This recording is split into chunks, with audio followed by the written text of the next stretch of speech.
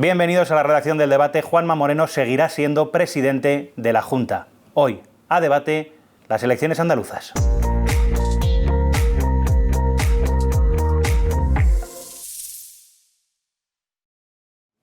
Jorge Sanz, su director del debate, buenas noches. Buenas noches, Diego. María Jamardo, periodista del debate, buenas noches. Buenas noches.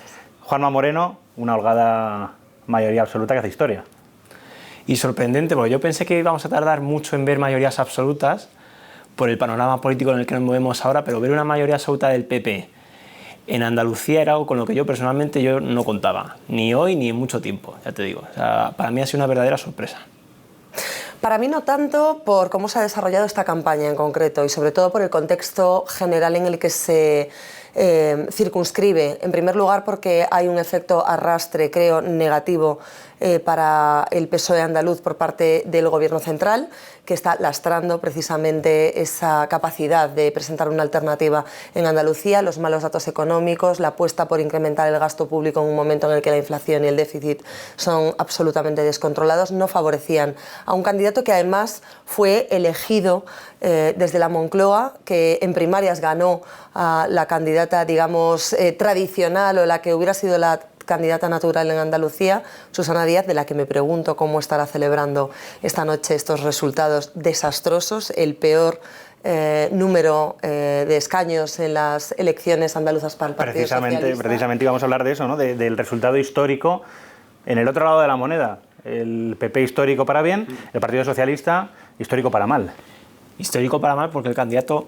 Es que hay mucho que analizar aquí. Al final es lo que dice María, es el candidato que venía de Sánchez, promovido por Sánchez para erradicar cualquier vestigio que quedase de susanismo en Andalucía, y es la caída en general de toda la izquierda. Al final todas las fuerzas de izquierdas caen, Juanma Moreno suma más que todas ellas, y es un síntoma que se viene percibiendo en el conjunto de la nación. Al final las fuerzas de izquierda no cuajan, su mensaje en tiempos de guerra, tiempos de pandemia, como han sido, no llega ni al bolsillo ni a la mentalidad de las personas, y lo vienen pagando en elecciones, lo vienen pagando en Madrid, lo pagaron en Castilla y León, y lo han pagado muy por encima de lo que yo esperaba en Andalucía, porque, insisto, de Andalucía se espera otra cosa. Al final es un caladero de votos típicamente socialistas, son 36 años de socialismo allí, han pasado muchas cosas en 36 años y nunca habían cambiado de signo, y yo personalmente no contaba con que un candidato del PP como Juanma Moreno, que se ha comido la pandemia, que se está comiendo los primeros meses de la crisis económica que viene, fuera a ser capaz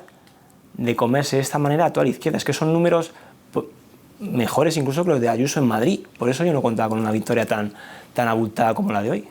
Yo creo que ha primado fundamentalmente un hecho, y ahí coincido totalmente con Jorge, que es que cuando la gente no tiene cubiertas las necesidades básicas, cuando estamos en momentos tan complicados desde el punto de vista económico, cuando la gente ve cómo le sube el precio de la luz, el precio del combustible, le suben los impuestos, todo se incrementa, el poder adquisitivo baja porque los sueldos no suben en la misma proporción, desde luego no vota ideología, vota gestión. Y creo que la gestión de Juanma Moreno, que junto con la de Isabel Díaz Ayuso son punta de lanza y motor económico en este momento frente a otros territorios, algunos de ellos gobernados por socialistas en el resto del conjunto de España, desde luego son una oposición y un aval más que suficiente para arrastrar a todo ese electorado, que yo creo que tiene mucho que ver además con la estrategia de Núñez Feijóo en el Partido Popular al frente de esa Ejecutiva Nacional tras la salida de Casado, y que es recuperar el centro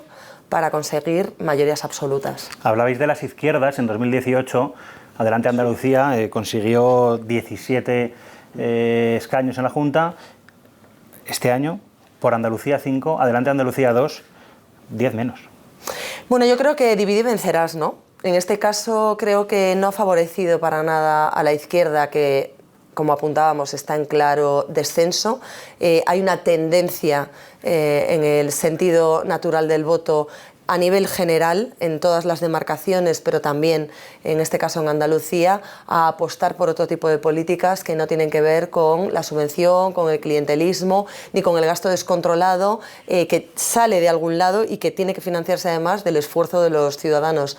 Creo que los ciudadanos no perciben que la izquierda esté sabiendo captar o tenga las cualidades necesarias para saber gestionar una situación tan delicada, y precisamente por eso, porque esas luchas no benefician a nadie, ha supuesto sido una debacle para las izquierdas andaluzas y para la izquierda en general. Hay un desgaste ideológico, que es el que apunta María, y hay una cuestión también que es pura matemática.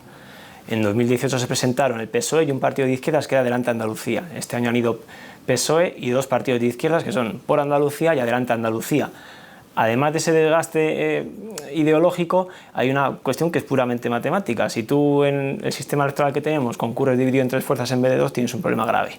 Y este es un aviso sobre todo seguramente de la que se presupone que es murista, que es Yolanda Díaz, que estará tomando nota y dirá, pues no sé si me conviene a mí ahora meterme en una coalición extraña, confrontar con Podemos, con el PSOE, porque en la izquierda existe mucho esa creencia de que todos se creen tan estupendos que serían capaces de sacar su propio partido de izquierdas y comerse a todos los demás, y luego la realidad les desmiente. Le pasó a Errejón, le ha pasado a esta gente de Por Andalucía y le pasará a Yolanda Díaz. Si va al choque con Podemos, si va al choque con el PSOE. Al final nuestro sistema electoral da para lo que da.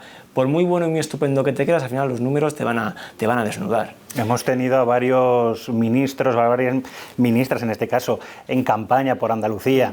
Entre el golpe, el batacazo de Podemos y el batacazo del Partido Socialista, tenemos un otoño caliente a la vista, tenemos posibilidad de adelantar elecciones. Pedro Sánchez va a aguantar a ver qué pasa. ¿Cómo lo veis?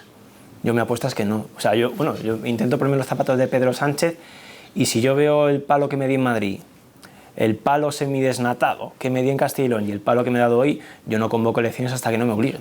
Por lo menos yo haría eso, yo no sé, María, sí. No, yo totalmente de acuerdo. Yo dudo mucho que se adelante la caída de la legislatura. Eso sí, nos obliga y se obliga a un final de legislatura, a este año que queda, agónico.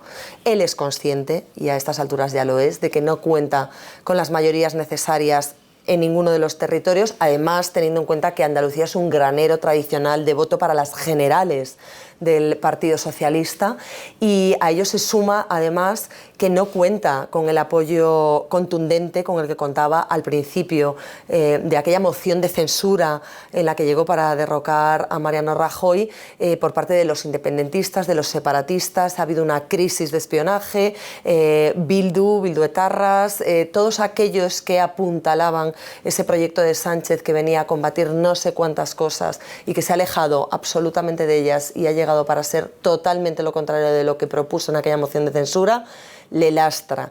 Y yo creo que es consciente precisamente porque es consciente mantendrá el Ejecutivo. No descarto una crisis del Ejecutivo en el mes de julio, que pueda haber una salida de ministros, que se puedan limpiar ciertos nombres y que con ellos intenten acallar esas voces que hablan ya de una necesidad de regenerar el Partido Socialista y de buscar sustituto o reemplazo a Pedro Sánchez. Quien sí ha mejorado sus datos, no sé si tanto como ellos esperaban, es Vox, mejora 2. No llega a esos 20 que se rumoreaba que era la intención del partido de Santiago Abascal. No son muleta de gobierno en este caso, tampoco se necesita ni siquiera una abstención. ¿Cómo valoráis la figura de Macarena Olona como candidata, no sé si fallida, pero quizá no tan buena como ellos esperaban? A ver, es una victoria corta para ellos. Sumar 2 escaños con respecto a 2018, recurriendo a una candidata de tanto poderío como es Macarena Olona, aunque ahora mismo lo estaban celebrando, yo creo que les tienen que saber a poco, seguramente. Yo estoy convencido de que mandaban a Macarena Olona con unas ambiciones distintas. Yo creo que se imaginaban un panorama parecido al de Castilla y León, con un Partido Popular con dificultades para sumar, pero claro, se han encontrado con este Juanma Moreno consiguiendo mayoría absoluta, o incluso ya se habla de que si conseguía una mayoría amplia, el propio Juanma Moreno podía prescindir de ellos y buscar un apoyo puntual cuando tocara. Y entiendo que, aunque ahora lo celebren, mañana harán números y verán que la cosa no es para tanto. Creo que se equivocaron con una buena candidata, pero no la adecuada para Andalucía, y creo que también han errado en el planteamiento de campaña. Y eso les ha penalizado. Claro, penalizado en términos generales o de lectura general para las expectativas que ellos mismos habían creado, ¿no? No es un mal resultado, ni muchísimo menos, subir 2 escaños, sobre todo para una fuerza que tiene tanto poder mediático en contra, tantas cuestiones que le son adversas y que ve limitada su capacidad en muchas ocasiones de plantear esa campaña casi en redes sociales o de una manera residual. A mí no me parece un mal resultado, salvo que ellos esperaban mucho más de esto. Creo No obstante, que la lectura positiva para Vox de este resultado es buena en el sentido en el que no tendrá que decidir qué hace con Juanma Moreno. Y me refiero, si Juanma se hubiese quedado a 1 o a 2 escaños de esa mayoría absoluta, es evidente que Vox no habría forzado una repetición electoral porque hubiera sido un suicidio para ellos, pero tampoco tenía la suficiente entidad como para poder exigir algo a cambio de esa abstención o ese apoyo.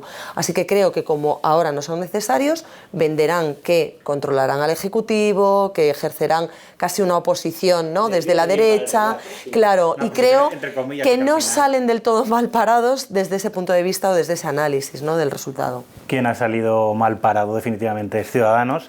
No sabemos ya qué le queda a Inés Arrimadas. ¿Qué futuro tiene la formación naranja? Al final Juan Marín es víctima de una marca que viene en caída desde que pasó de 50 escaños en el Congreso de Diputados a 10, y es víctima de la propia gestión de Inés Arrimadas desde hace año y medio, cuando promovió mociones de censura en contra del Partido Popular. Al final Ciudadanos, ¿cuándo fue fuerte Ciudadanos? Cuando era un partido de derechas. Al final, cuando era un partido con voces hasta cierto punto duras del corte de Marcos de Quinto, en fin, cuando era un partido, inequívocamente de derechas. En cuanto entró una especie de equidistancia, buscó términos medios y luego ya, a últimas, ya con Inés Arrimadas decidió promover mociones de censura contra el Partido Popular para que entrasen fuerzas de izquierdas, ahí terminó yo creo que de enterrarse ideológicamente. Nadie sabe qué esperar de Ciudadanos, incluso de un Juanma Marín, que es un hombre, en fin, con mucha experiencia en muchos partidos y del que saben que no es ningún rojo peligroso. Pero ya nadie espera nada de Ciudadanos precisamente por eso, porque la credibilidad que tenía con sus 10 escaños la terminó de romper Inés Arrimadas, que tendría que hacer lo mismo que Juan Marín, y hacer lo que ha hecho Juanma Marino y hacerlo Inés Arrimadas mañana, decir, damas y caballeros, yo he terminado con esto. Juan Marín, que tenemos a 3 Juanes en estas elecciones. Ciudadanos desaparece del mapa, no vamos a ver ni a Juan Marín ni a ningún diputado de la formación naranja en la Junta. Yo creo que esto confirma una nueva tendencia en clave política en nuestro país, que es el regreso al bipartidismo. Y esto pasará, como decía antes, por una regeneración del Partido Socialista, que tiene que salir del sanchismo, que tiene que recuperar esos valores democráticos y constitucionales que ha abandonado para arrojarse en manos de los separatismos, independentismos radicales y extremos. Y desde luego confirma también un estancamiento por parte de esas 2 fuerzas también nuevas que nacieron a izquierda y a derecha, que eran Podemos o que son Podemos y Vox, para, digamos, controlar a aquellos que venían ejerciendo el poder de manera alternativa o en alternancia. Ciudadanos estaba en un centro derecha que yo creo que ha ocupado el espectro del Partido Popular, sobre todo desde la llegada de Núñez Feijóo, e insisto en que creo que ese pivote, ese número de votantes, 5 o 6 millones de votantes que no pertenecen a nadie, volverán a bascular en función de las necesidades del contexto, de las circunstancias económicas, sociales, a uno u otro, para volver a devolver esas mayorías absolutas que arrancan hoy con la de Juanma Moreno en Andalucía. Os dejo un último turno de palabra muy breve porque se nos acaba el tiempo, Jorge. A modo de diagnóstico lo doy, yo creo que es un triunfo del modelo Feijóo. Hoy ha ganado ampliamente un candidato que es veterano, un candidato que viene ya de gestionar, es decir, un candidato al que la gente ha premiado por lo que ha hecho, no por lo que dice que va a hacer. Y ese sería mi titular, es un triunfo del modelo Feijóo, un candidato moderado que viene de gestionar y que no es el típico candidato joven emergente con un discurso fresco.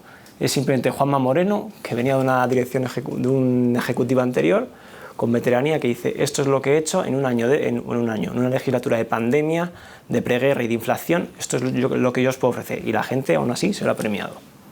Yo creo que se avecinan tiempos complicados. Creo que va a subir el nivel de tensión, que va a subir el nivel de volumen y que va a subir el discurso por parte de una izquierda que ve cómo se acaba, cómo se va diluyendo esa especie de gobierno de mayorías que habían constituido apoyados en minorías, y que será un final de legislatura complicado, pero que inexorablemente, y ahí coincido con Jorge, Núñez Feijóo es ya el presidente in pectore del Estado español o de nuestro país, pendientes de que se convoquen esas elecciones generales, salvo que cambien mucho las cosas. María Jamardo, periodista del Debate, muchas gracias. Jorge Sanz, subdirector del Debate, muchas gracias. A los lectores les emplazo a que acudan durante toda esta semana y todo el tiempo que queda hasta que lleguen esas elecciones de las que hablaba María a visitar la web del debate porque seguro que encontrarán aquí los mejores análisis.